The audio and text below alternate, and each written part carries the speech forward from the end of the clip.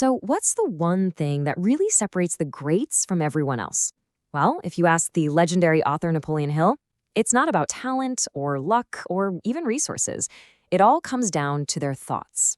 It's such a simple idea, right? But as you're about to see in this story, it holds the power to completely transform a life. But hold on, if it's really that simple, why do so many of us feel stuck? Why do we struggle to get to where we want to be? Is it that we don't think about the future? Or maybe we just fail to see the potential we're already holding inside? Well, let's dive into a story that gets right to the very heart of that question. And this, right here, is the foundation for everything. Napoleon Hill's famous words, "What you think about, you become." Now, I want you to remember that because it's not just some feel-good motivational quote. It's more like a blueprint for reality itself. Let's see how.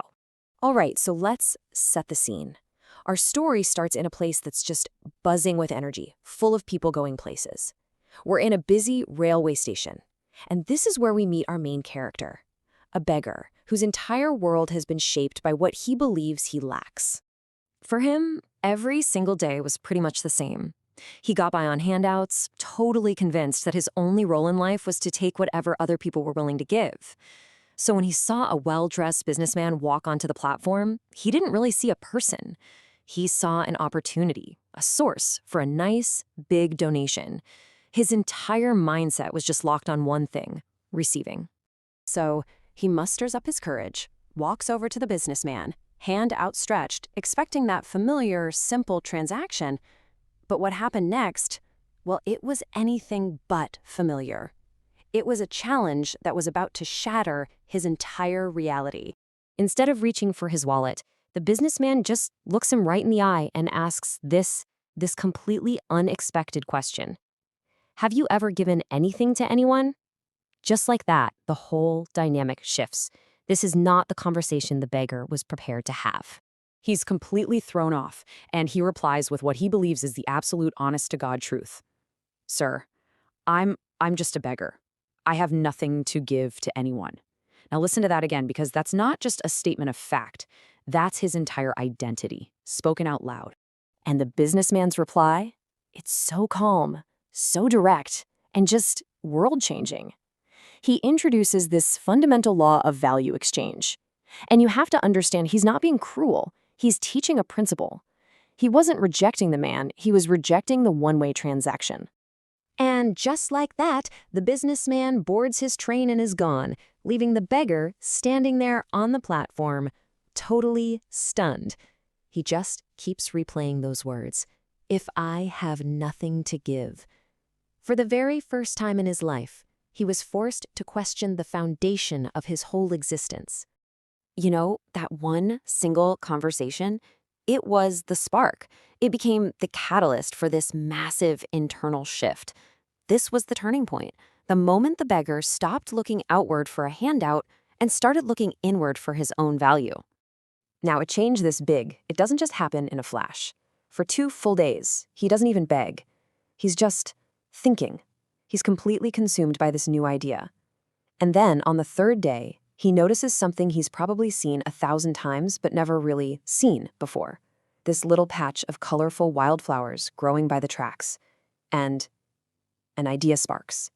Okay, so this is the absolute key right here. This is the mental flip. He was moving from the beggar mindset, which is all about I take, to the businessman mindset, I exchange. It's such a simple change of words, but it represents a total revolution in how he saw himself and his place in the world. And he doesn't just think about it, he puts it into action. He picks a handful of flowers and starts a brand new strategy. For every single coin he receives, he offers a flower in return. And you know what? The public's reaction was immediate. People weren't just giving out of pity anymore, they were smiling. They were thanking him. That little exchange created a genuine connection. And this small act of exchange starts to build a whole new identity for him. Sometime later, he sees the very same businessman on the train platform again. And this time, he approaches him not with an empty hand, but with something of value to offer. So, after our guy proudly offers to trade his flowers for a coin, the businessman smiles, makes the exchange, and then he delivers this incredibly powerful confirmation. I mean, it's one thing to think something new about yourself, but to have it reflected back to you by the very person who sparked the change? Wow, that's transformational. And this is the moment it all just clicks inside. As the businessman's words sink in, this huge epiphany just shatters his old beliefs. The label changes. He isn't a beggar who happens to have flowers anymore. No, he is a trader. He is a businessman. He suddenly understood the whole dynamic in a completely new way. The money he was getting, it wasn't charity anymore. It wasn't given out of pity. People were paying him for the value he was providing, for the beauty of the flowers. He wasn't running a scam. He was running a business. And with that one single realization, he makes the most important decision of his entire life. His old identity was gone, and he refused to wear it for one more day.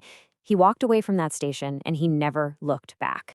But the story doesn't actually end when he walks out the station doors. The final lesson reveals the true scale of this transformation, and it proves that a real change in mindset isn't temporary, it is total. 6 months. That's it. That's all the time that passes. Just half a year since he walked away from his old life. So what can actually happen in only 6 months when a person fundamentally changes how they see themselves? So, we're back at that very same railway station. And two successful-looking men happen to meet. One is our original businessman. The other is almost unrecognizable. It's the former beggar, now a thriving flower business owner, traveling to expand his operation.